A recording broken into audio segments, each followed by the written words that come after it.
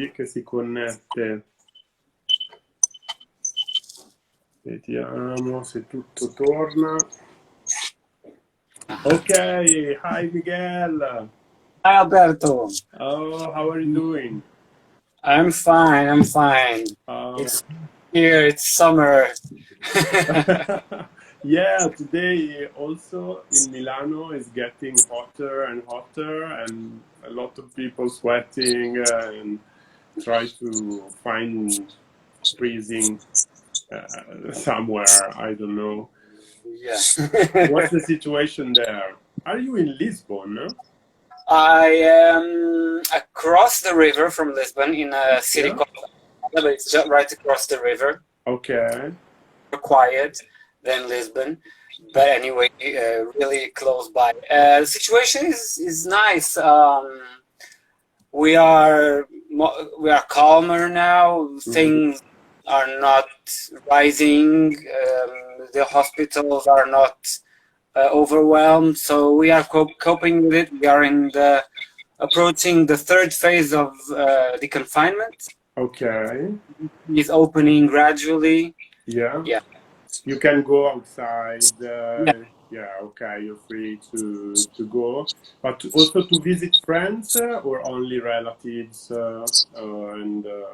Now we are free to do whatever we do like us. Yeah, absolutely. Okay, thank you very much at first to decide to participate to my little project. I'm really honored to have you here. I would like to maybe to present you in order to let other people specifically know who you are. Maybe sometimes I will say something, I will sum up something in Italian just to help all of my followers to understand more. And okay, Miguel Matus is an editor, a journalist, first of all, an editor, and for Fragrantica and a perfumer. I've seen also, I wasn't aware that you have won a lot of prizes from art and olfaction awards in 2019 for your line. Well, I have never got the awards. I'm nominated. I was nominated. I never win. Let's start with the gaff. I never win. I'm like the Glenn Close of perfume. I never. Love it. Yeah, but you have your own line. I know it's successful, and I haven't got the chance to smell it, but I know that you're gonna send me something. I'm so curious. Just to say something more about the video I released yesterday. During the video, I made a lot of searches on Fragrantica, and the idea of the video is to show how Fragrantica is helpful every day for people from every, how can I say, people from every chain, part of the chain. I mean, salespersons like me, customers, of course, brands. I mean, it's really, I think, the most successful and useful website on perfumery. And it's also sorry? Also in Italian. Also the Italian, yeah, that was really helpful because in Italy, some persons still are not very confident with the English language, and it was really a huge improvement. Yeah, great. How many languages are you developing? 17. 17. Yeah, it's huge. Yeah, it's really useful. It's a big team around the world. I don't even know all of my colleagues. Yeah. Because sometimes we are together in Milan or Florence for Excenso or Pitti. But we never gathered the entire team. I think it's 30 people or 40 people, I think. Yeah. Wow, but when you started in 2013, is it right? You Yeah. were the same group, I mean the same number of persons, or No, it has grown since then. For example, when I joined, we didn't have the French website, for example, we didn't have. So wow. the Mongolian opened afterwards, after also. So we are always developing new languages, new websites. Yeah, yeah, it's very good. And in my video, I stressed a lot what I think is I don't know, maybe an undervaluated feature of that website, which is the voting part. That I think is so incredibly useful, and I had. Since I have uploaded the video some hours ago, because I had that trouble with the sound, unfortunately, I had a lot of good reactions, especially regarding Fragrantica, regarding how is it useful. People were saying, yes, I'm a subscriber, yes, I interact, I make comments, because another good feature of Fragrantica is that everyone can comment, I can have a role in making also reviews on It's very interactive, and in fact, I don't know if it happens to you if you go on Fragrantica almost every day. Yeah. When you use Fragrantica for a long time, you develop this ability of looking at that pyramid, the vote, and you look at it and you almost imagine exactly how the perfume smells because of how, especially by comparing the official pyramid with what people vote are the strongest notes. You can have, I think most of the times you can really have an idea of how the perfume smells. Exactly. Yeah, it's very also very helpful to use the images because the images are so immediate. So after maybe reading part of the how can I say, the description, you have images and that's it. In fact, in my video, I was stressing for the Fougère family, which has 4 olfactory notes that has to be found, of course, to have a Fougère, more or less, and it was immediate. While I was recording the video, it was also for me to say, yes, you can see, you can understand how simple it is to use it. And really is very good, is very helpful, and I hope that Fragrantica is going to get bigger and bigger with a lot of feature more. But just to ask you, how is to be an editor in Fragrantica? I mean, what is your everyday occupation, your everyday job in Fragrantica? What you have to do? You have to travel, I think. That now, of course, is not maybe possible as much as it was before. So my job has 2 parts, or more parts even, but especially 2, because I am one of the editors of the English website. Yeah. So I write articles for the English website, but I'm also the editor of the Portuguese version. Okay. So there's 2 parts. One part is translating the English website to Portuguese, and the other one is writing original content. My days, I start by translating because I am not a morning person, so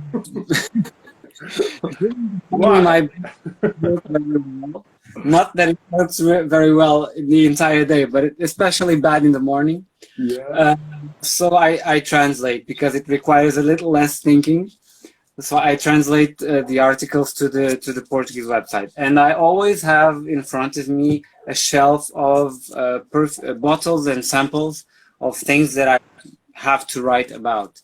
And I still have, I must say, I still have bottles from Pitti and even from past expo I still have to cover and write about. Yes, because we travel, at least so the Fragrantica team travels a lot everywhere, but I usually go to Exens in Milan, Pitti in Florence, and Cannes, the FWA show in Cannes. So that's where, since I live in Portugal, and Portugal really has no perfume culture and almost no brands, I live very far away from the industry. I would imagine that, for example, if I was in Milan where you are, I would have much more contact with brands and would smell all the things and everything. Here I am a little bit far from everyone. So traveling is where I get all the information, all the samples, all the contacts and interviews that we need to develop our articles. And in fact, it's by not going to Exens this time, I find myself without as many subjects and perfumes and people to talk about. So I have to reach out for them via email or Instagram or anything. It's a little bit different because in person you can get a lot more information and you can get the personal touch. It's very different. But yeah, I translate and I have to smell a lot of perfumes. I wear perfume to go to bed. I wear many. I'm always covered in perfumes, and I try to give you my impressions, to explain. Even today, I finished an article. We published it about Christelle Jacquemin. She is one of the nominees for the Art and Olfaction Award, and she was kind to send me the samples of her 3 perfumes. I fell in love with Underworld, but the perfume overwhelmed in such a positive way, and I was so seduced by it that I don't know if I really did a good job in the article, because many times my way of writing is very spontaneous and very unplanned, not very technical, because I don't like to read a lot of technical reviews. I prefer to show emotions and to tell stories. And some reviewers have a different style. Some of my colleagues, they like to talk about all the molecules and the accords and the notes and do like a very technical review. And some people like that kind of review. I am a little bit less technical. Yes, I can see. Yeah, it's I've read a lot of your articles and I've noticed this thing, and I appreciate because yeah, a lot of persons are trying to understand feelings regarding perfumes, because the idea, I think, is that when the creator have used all the olfactory notes to compose the perfume, he or she wanted to convey feelings, and so maybe that can be an idea. But talk about Cashmeran. Not everyone knows what Cashmeran is, but you can talk about mineral sensations, warm skin, musks, and people know much better what we are talking about than if we say Cashmeran, and most of people will like think, what's that? In the video of yesterday, I've made fun of some pictures that you use, that Fragrantica uses to describe the notes. Because some are very funny, especially the one for musk, which is, yeah, it's a rounded, puffy thing. Yeah, of course, it's now musk. It's chemical, anything with the animals. But it was funny for me because I was thinking, okay, if I have to choose the pictures, it's gonna be very, very difficult. But really, Fragrantica has some that are immediate, and I think that with all the different descriptions, with all the amounts of olfactory notes, which sometimes are slightly different, not so much different, it's not easy maybe to manage everything. Yeah, and part of the job is also we have the ambition of having all of the fragrances in the world in our nowadays. Well, that's not possible, but we try. So it's like a detective job, like to look on Instagram, Facebook, websites, everything, to look for new brands, if they launch any perfumes or not, and we want to be the first ones to publish everything. Of course, not always, we don't succeed every time, but we try. We do try. Yeah, the perception to me, it was like you already have really. I don't know if there was something I noticed it was missing. I don't know, maybe, but yeah, it's there, and I've seen also something very useful that I haven't noticed before. That is a section with. Which is lower in the website, which is the news from category. Oh, yes, yeah.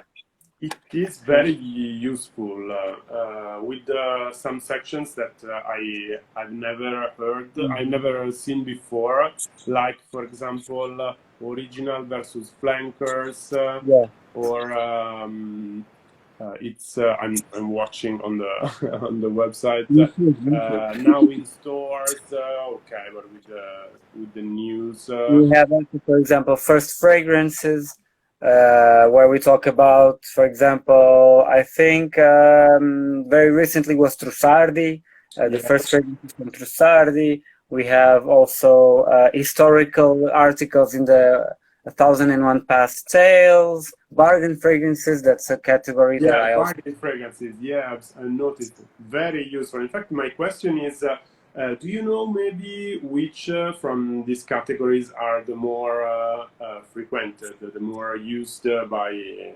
subscribers or people? More or less. I mean, the best show category is very popular. Bargain fragrances, it depends on the brands that we talk about, because sometimes it's bargain, but it's not something that most people know. Mm-hmm. Well, of course, I think the new fragrances, the hardcore news, announcements of new launches, that's what gets more views. I'm looking at the categories also. Yeah. I've prepared before with the computer. Yeah. Also, like consider you have columns, raw materials, best in show. Yeah, but I think you have. There are two things that I would like to point out. It's the Fragram. I don't know if you've seen it. It's like our Instagram for fragrances. But on the website, no, on Instagram. On the web, let me see, because not all the websites have it. Let me see if the Italian has. But because maybe I'm on the English one, I think. Yeah. The English has. Yeah. Let me see. The Italian, I think it doesn't have yet. The Brazilian also doesn't have, but the English one. Okay, I've got it. It's a Fragram photos. Yes. So you can post your photos of perfumes, you can comment, you can like, you can share. It's exactly like Instagram only for perfume bottles. Wow, and the pictures are really good. Yeah. So, but you post on your Fragrantica, on your Instagram, and you tag or you post directly here on the website. Oh, on the website, cool. You have to have an account. You have to be logged in, and then you access Fragram, and you can post whatever you want about perfume, of course. Yeah, of course, very interesting. Yeah, and the pictures are really cool, and yeah, it's just to give, I imagine, wider possibility to people that want to participate to be, to show their passion for perfume. Also, something I use a lot when I'm making perfume. If you go to the top tab, there is news, then perfumes, right? Yeah. Scroll down perfumes with the arrow, and you will find several categories. One of them is search by notes. Yeah, search by note. Yeah, it's I use it too a lot. Very useful, very useful. Yeah. It's super useful, and especially because it when you search by note, of course, just to say to other maybe for the followers, if they're not aware, you have all the perfumes repositioned Yeah. by that particular note. Yeah, and if, for example, you can combine notes. For example, I want something with rose and coffee and patchouli, and you put all those three notes, and it gives you all the perfumes that have these three notes. Or you can even type more notes, and at some point it will say, "Oh, you've created such a unique combination that we don't have any perfume with those notes." Wow, no, this I've never used. Yeah, you can add lots of notes, and and it refines your search.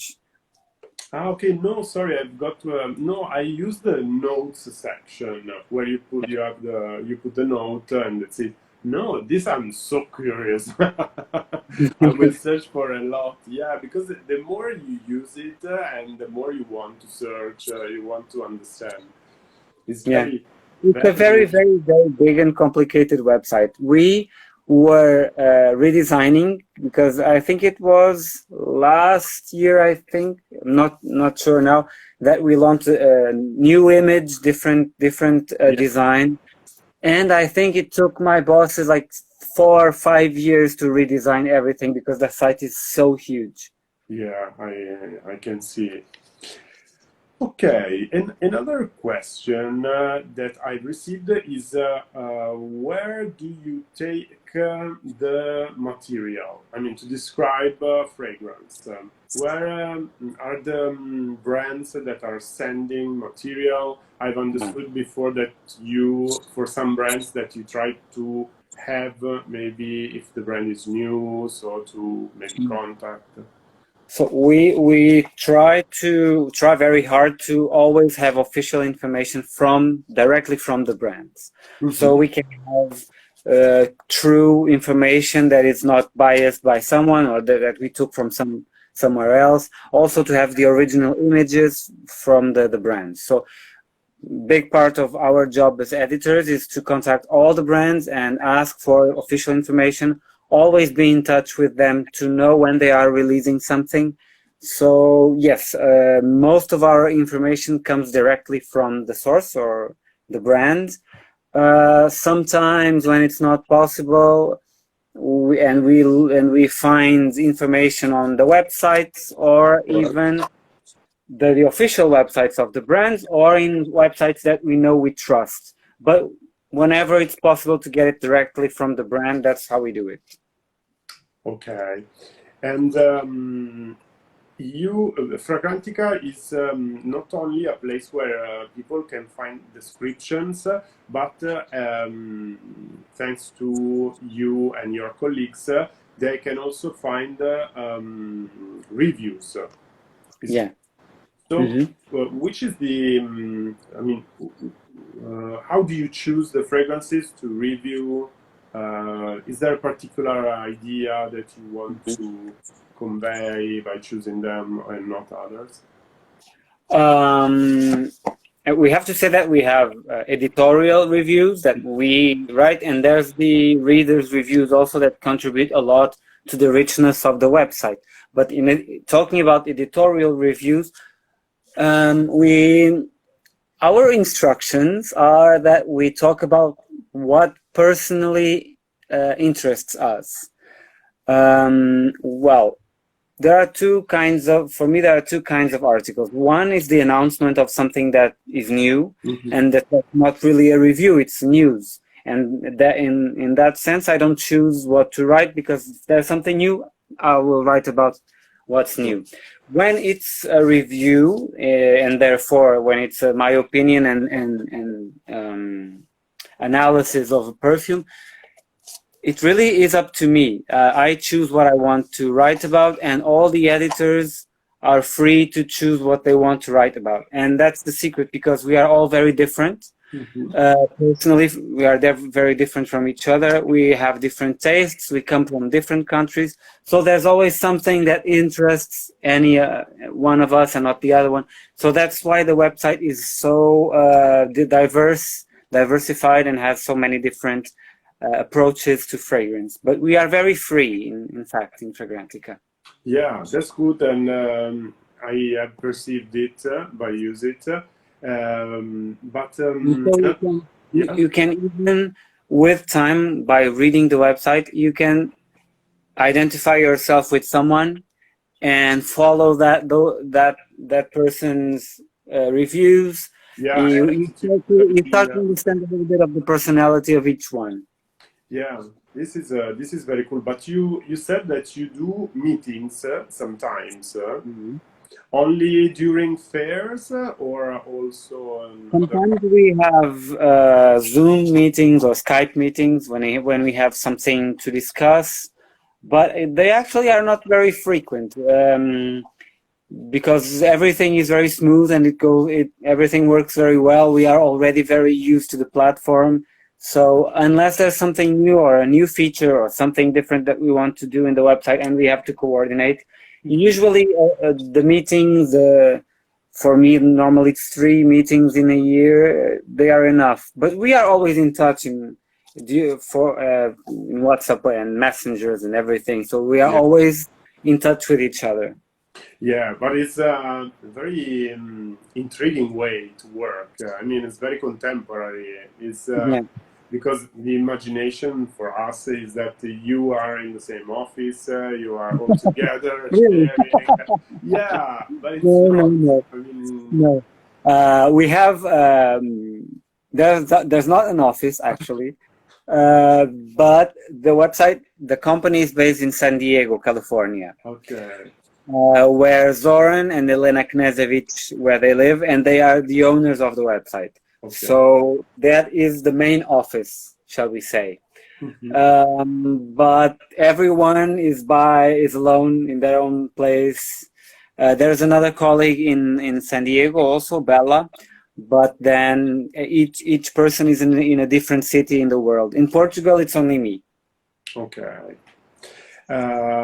Okay, super clear. I would like to read the question that is how to become an editor for Fragrantica. Maybe somebody that wants to steal your job. Yeah. First of all, you have to come here, and no. Well, I don't know how to answer your question, in fact, because it seems like each person has a different story and arrived to the website in a different way. I arrived to Fragrantica because I saw they posted on the website that they needed a Portuguese translator for the Brazilian version, and I applied. Like I assume that many people applied, and I was selected. Right. So you should pay attention, because sometimes in the forum of discussion they post if they need someone. Okay. But I don't know. Just send us an email. I don't know. Yeah. It's a comment that is there. Olga that asked. Yeah. Okay. So she's following now. So Olga, if you want, send an email. Yeah. Send me a DM. I am Miguel Matos Perfumes on Instagram. Okay. Miguel Matos Perfumes. So let's speak a while about your line. I mean, you are also a perfumer, and this is very intriguing, especially for us, which are passionate of perfumes. Tell us something about your line. What is the idea? How you decided to do a line, and which is the DNA of your line? What do you want to say? Do you want to convey? I think that, well, first of all, my line, why did I do it? I don't know. I just started doing things, and then Christian Carbonell was already a friend of mine, and I showed him what I was doing, and he told me, you're using very bad materials. Let me supply you with some good materials and see what you can do. And then we started from there. My personal line, and I have the bottles here. Oh, this is the new Cool. design. Yeah, I love it. I've seen before. Yeah. Yeah, Yeah, it's good. I've seen you have kept the labeling yeah. thing, but okay, printed. I am developing new things. Actually, I should show you. Oh, I have it here. I will Yeah. show you. But my DNA, I think it's each perfume is a reflection of a part of me in that moment. Okay. Each fragrance talks a little bit about my personality, but I'm not very linear. I have many layers, I think, of personality, and even though some traces of personality are more dominant than the others, but each perfume talks a little bit about who I am. Mm-hmm. And especially what I think perfumery is or should be, and what I think perfumes are made for, or sometimes they go back because my references are always very vintage, classic French perfumery and Italian perfumery, and I try to reflect that in my perfumes, and I think I always manage to do that and always bring something challenging to the table, and because I don't do this for a living, I have to say I work on Fragrantica, and that's my job. My perfumes are just a way to express myself and not make money out of it. I do make some money, but it's not my. I think is that this is the best way. I mean, because you can create whatever you want. Yeah, it's like if I stop it now, for example, with the pandemic, Yeah. at some point I thought, well, it's the end. It will be okay as long as I keep Fragrantica. I'm gonna survive. Yeah. But in fact, I was thinking about this some days ago because I'm preparing a third collection Okay. for some months from now. But I don't know. I'm so obsessed with it that I want to do it now. And I think now I have a bunch of fragrances that are exactly what I want to say. Not that the other ones were not, but I am still learning.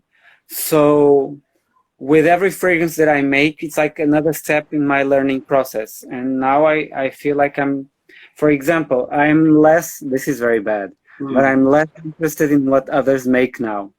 Because finally, I'm less interested in what other brands are making now, because now I'm making what I missed in perfumery. Yeah. I don't know if I'm making myself clear, but no, I even got the first part. Sorry, you said that. What are you doing before? Sorry, you said that that now you are creating something new, something different, something that is missing. It's correct. Yeah. It's not. It's taking the vintage reference and especially talking about categories and families of factory families. Chypre for me is the top hierarchy of perfume. That's for me. I don't say that it's for everyone, but I know. Sorry if I interrupt you. I'm also in Italy. There's a trend on Chypre, for example. There's and I appreciate it because it's a very difficult family to me to make it contemporary and to make it wearable. But I think it's I always describe as one of the most elegant olfactory family. It's the most intellectual, I would say. Yeah. I'm very curious now. More. It's complex, but to be honest, whenever I make perfume for myself and without thinking of what the others will like, it's gonna be a Chypre. It's gonna be a Chypre. Is always going to be a Chypre, always. Okay. And I think I was all the time trying to make something, and now I feel like I made what I wanted. But I also wanted to show you something Yeah. that's not finalized here. But this bottle is going to be the new release. Bella, bellissima. So this is going to be a limited edition that I'm going to launch probably in a week or two. Ah, wow. It's going to be called Fado Jasmine. Jasmine is the Portuguese word for jasmine. Yeah, and the first part, sorry, I haven't got. Fado Jasmine. Fado is Portugal's traditional music. No, Fado, yeah, of course. Yeah. Yeah. And so I created, this is a 1940s manual glass made bottle from a very traditional glass factory here in Portugal. And I bought the last 24 bottles that existed. So there will be no more bottles of this in the world. Yeah, the opposite of the industrial attitude. Yeah. So this is manual glass. This is bakelite cap. Yeah. So they don't make it anymore. Also, so I bought.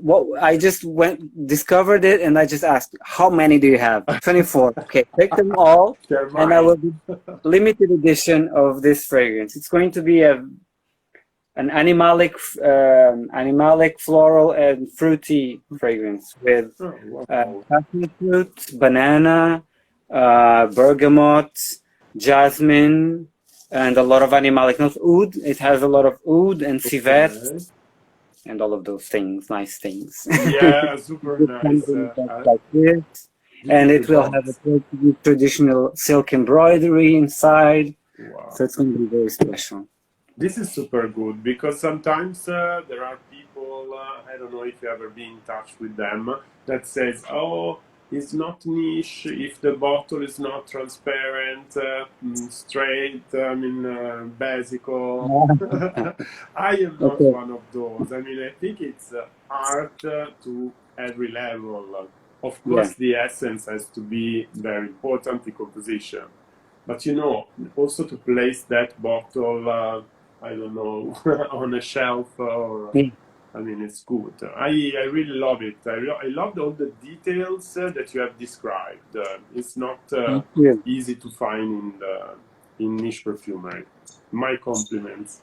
Well, there are a lot of independent and artisan creators in Italy. For example, we have a very good example of Antonio Gardoni with Vogue.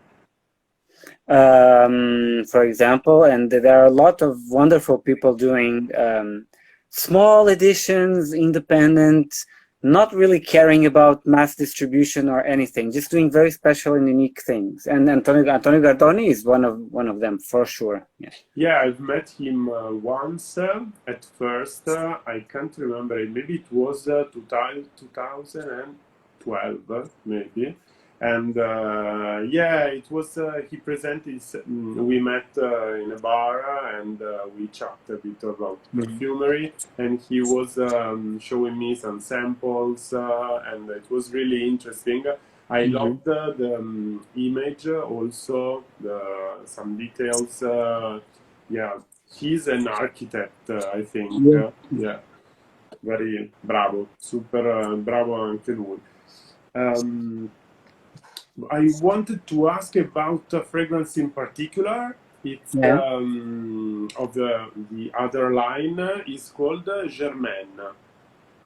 Yes, it's here. Let me. It was far away. It's here. Yeah. Okay, and tell me something about this perfume. One of my biggest inspirations is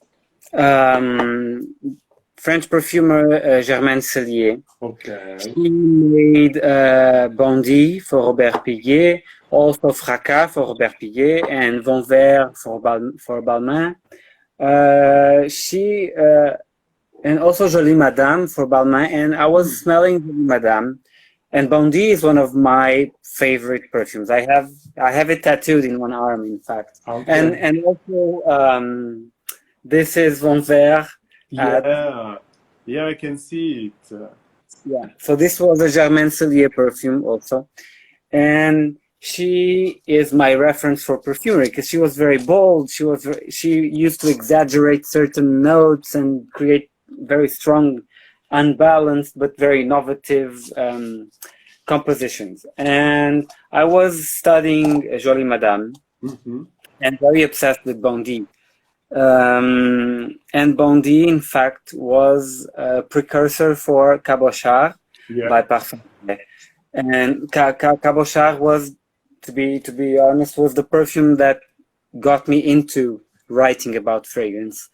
So it was very important. And I was very in a trance, studying all these notes and the structure of both perfumes, Jolie Madame and Bondy, but also Cabochard. Yeah. And I was trying to transform the same accords, but doing something else. And I created this balance of vetiver and violet. Yeah. With a lot of chypre and fougere notes with basil and other aromatic notes. Aromatic notes, yeah. Yeah. So this goes from chypre to fougere and also leathery. And when I was wearing it one day, I forgot that I was wearing it, and suddenly it almost smelled like Cabochard, and I was, wow, this is so strange because it goes from one to another. Yeah. And the owner of Parfum Gray, who launched Cabochard in 1959, was Madame Gray. In fact, her first name was Germaine also. So I thought, well, I think there are two women, two ladies here talking to me, and they are both called Germaine. So let's do an homage to them. Let's pay a tribute to the great women of perfumery. One was a perfumer, the other one was the owner of a brand who launched a very important perfume like Cabochard. So this doesn't smell like Bondy, this doesn't smell like Cabochard or Jolie Madame, but it has a little bit of each one. And it's the meeting of two women that I don't know if they in fact met in person or not, but that was my tribute. Wow, yeah, I appreciate, because of course the question was because I was thinking about Germaine Cellier, and so I was curious because it's one of the perfumers that I appreciate most, especially for the character that I have understood by reading some things that she may have when she was alive. And while always talking about your composition, which was maybe the more difficult to create? Do you have something maybe that you were, I don't know, that you were like saying, okay, this I've tried, and now that's it, I don't want to do it? That was Dorophilia. Yeah. Dorophilia is the name of the fetish for and sexual arousement by fur and leather.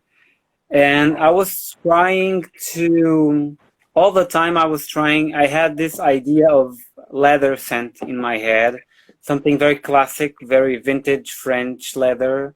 For example, I like Chanel Cuir de Russie. Not just that, but also Calèche, Hermès, so that all the hides with leather, those classic leather accords with powdery notes, something very elegant. And I was trying, and for a year and a half, I wasn't reaching any results that were according to what I had in mind. One day that I thought, well, I'm going to make one last attempt because this is taking too long. I'm not going anywhere with this. It's not working.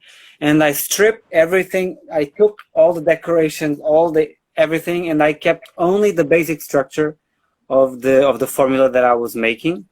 So I cleaned everything. I took away all of the unnecessary things that I thought were necessary, but after all, they weren't.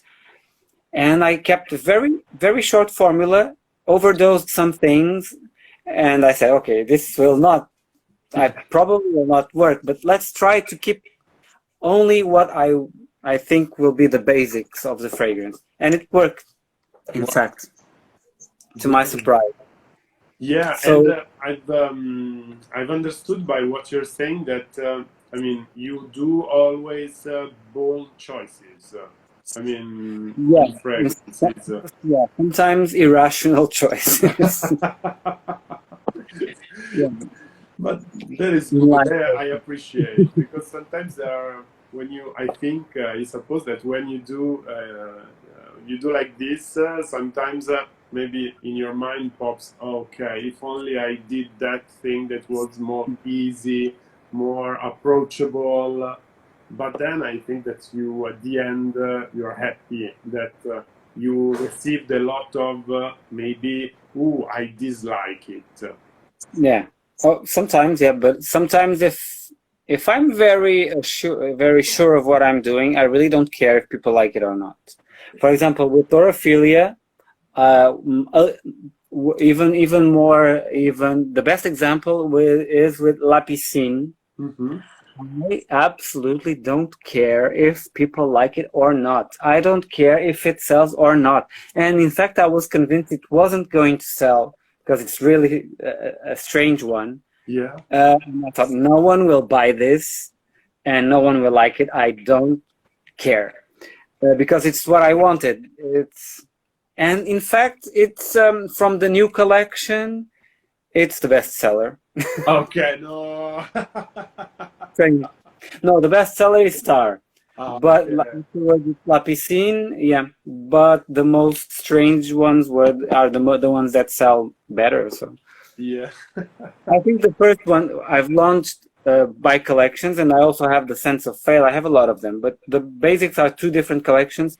First four, I was very worried about showing people that I could do something, Mhm. and I launched something that was very beautiful and elegant and balanced, but not too crazy, Yeah, because I want to show people that I could do something like that. of course. And then the second collection, I thought, to hell with it. I'm going to do what I want, and that's it. And now, so the first one was proving myself. The second one was not caring about anyone. The third one will be, I think, a reflection of myself. I think it's like myself in the mirror. Okay. Yeah, because I've asked this because you know what I think maybe people is starting to think also about what I'm doing with this series of video is that I want to stress the fact that there has to be rules in perfumery, and to be Mm. honest, is not my aim. My aim is that I'm how can I say? An example is I'm very fond of I was maybe of a singer Bjork. I think you know for sure, and Yeah. she was. I think she was. Now she's not so much, but she was very creative, very innovative, particular, Mm-hmm. etc. But the basis was classical, and Oh, yeah. this I think is Mm-hmm. the aim I want to say because sometimes when I sell perfumes to people, there are a lot of people saying, "Okay, give me something so strange, something so different, so particular." Okay, I'm ready, but sometimes I think that we have to pay attention because the aim for everyone is to be noticed, to be loved, to be, Mm. I don't know, everyone has his own idea of perfumes. And so maybe by respecting or by starting respecting some classification, some olfactory families, and then to start managing and recreating and resembling, changing, we can have something that is wearable but can be also an artwork. I don't know if you got my point. I got your point. Because sometimes you smell, and I think that doing this every day, you in particular, sometimes you smell something and you say, okay, but it's creative, but there are completely no rules. Maybe if it's I don't know, a home fragrance, for example, just to put in a room and to smell it, but not to wear it. Uh-huh. So maybe it's good. I don't know. It's a tricky comment. What do I think you have to know the rules, but you don't have to follow the rules. Okay. Especially, I mean, technically, I don't know many of the rules in the technical aspects, and I don't care too much because I'm still learning and I'm taking my time. In terms of style and composition, I think it's very important. Well, as a perfumer and as an expert, I think it's crucial to know what came before, to know the classics, to know the vintages, and I have to say this: if you don't know the vintages, you are not doing anything in perfume. I think you have to know the classics. I totally agree. What are you doing if you've never smelled all the classics of Caron, Guerlain, the classics from Dior, Pivert, all the historical brands? I mean, you have to start there, like it or not, and you may decide, okay, I hate this and I don't like this. Okay, but you know where perfumery came from.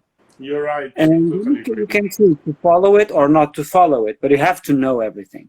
Or everything, you never know everything, of course, but you have to know the basics. I mean, for example, how can I talk about Chypre without knowing Mitsuko? How can I talk about Chypre without knowing the original Miss Dior? How can I talk about Fougère without knowing Fougère Royale or other things like that? And then you can talk about the new ones, of course. Or you can say, I don't care about the vintages and I like the new ones, of course. But you have to know your way. And so I am a vintage collector, so that's where I come from.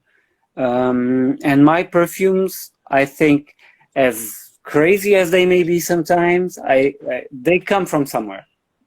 They come from, sorry? From somewhere. There's a past. Somewhere, yeah. I'm getting not curious, more. I want to buy them everywhere. I'm gonna go to your website after this live.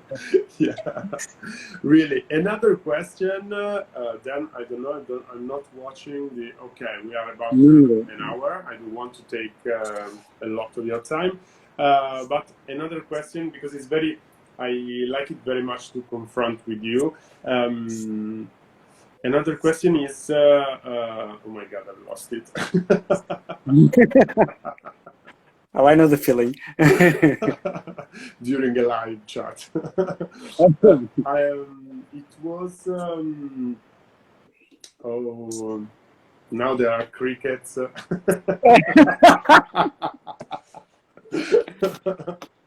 Does anybody have a question before, so Alberto can think about it? Exactly. If you want to say something, just no. Okay. It was.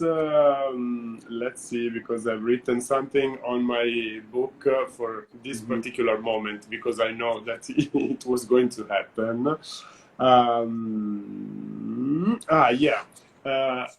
You know, working in this field, I think you are surrounded by people doing a lot of other jobs, but you can be the point of reference for perfumes. Okay, Miguel, please give me an advice. What perfume I have to wear? You know, friends or people that you know may ask a lot. And what do you answer? I mean, I'm very curious. The first thing I ask is, what do you need? How do you want to feel? What do you lack? What do you miss in your life? What do you want to feel? Or who do you want to become? What's the feeling that you want to have when you wear perfume? I think that's the most important question. And then, not thinking about notes or anything. And then when I want to feel extravagant, or I want to have some comfort, or I want to just be elegant without being noticed. That's something that already points you to some taste that the person might have. Then you can ask, what perfume have you been wearing? That can give you a clue. And I don't know, if you want really to go deep down, where were you born? How old are you? Where did you spend your vacations when you were a child? Yeah. Okay, you have to have a lot of time. Yeah. Okay. So, Miguel, do you have any But question for me? I don't know. I always wanted to have your experience to sell perfume. I always wanted to be in a perfume shop and talk to people and to discover what they want, because I don't know what people want. And actually, I approached some perfume shops here in Lisbon, and I said I want to work here for a week, for example. Yeah. And I could write an article about my experience, but I want to be here and ask people, like, to be a seller, to know what people really want. Because I think that's what most writers don't know. What do people want? What are their questions? What do they lack in knowledge? And so we can give them. Well, no shop would wanted to work with me. But I think you, for example, you have that knowledge. You know what people are looking for when they come into a perfume shop. Thank you. It's what I did every day. And to be honest, to me, it's also a sort of drug. I mean, it's so interesting because people, when come to a perfume store, at first, maybe it depends also on how often they do, how passionate they are about perfumes. But at first, maybe they are like a bit, I don't know to say, shy. Okay, but then they open up. I mean, after 5 minutes, and perfume is really something that they want to feel on themselves. That was also what I was trying to say before when I was speaking about home fragrances. I mean, some perfumes are not, to me, thought as for the body. And but they have to wear. I mean, I feel every day a huge duty to help them to find the right perfumes. What I always said is that people judges you by your perfumes without saying anything. They only smell. People, I judge people when they are wearing La Vie est Belle, for example. I'm judging. Yeah, exactly. When I do this thing, sometimes if only I was gooder with the cameras, I do these things, you know, people that are walking and when we are far, I imagine, okay, you are dressing like this, what kind of perfume you may have, and then I pass and say, okay, next, or wow, cool, super great. Of course, it's a matter of, I don't know, thoughts of pre-concepts that you may have on things, but they are intriguing, they are useful. I mean, especially when you have to help somebody that is completely different from you. Maybe you can say, okay, I don't want to be like you, absolutely, but you have to help him or help her, and you have to go in their mind and try to say, okay, where is he or she going to have a dinner, with what kind of people. For example, I strongly dislike very sweet fragrances. I don't like sweet fragrances, and it's very complicated for me to smell fougere. I don't like fougere. Normally, there are exceptions. Yeah. So someone comes to me and says, "Oh, I really love pink sugar. Bring me something like pink sugar," and I have to make an effort.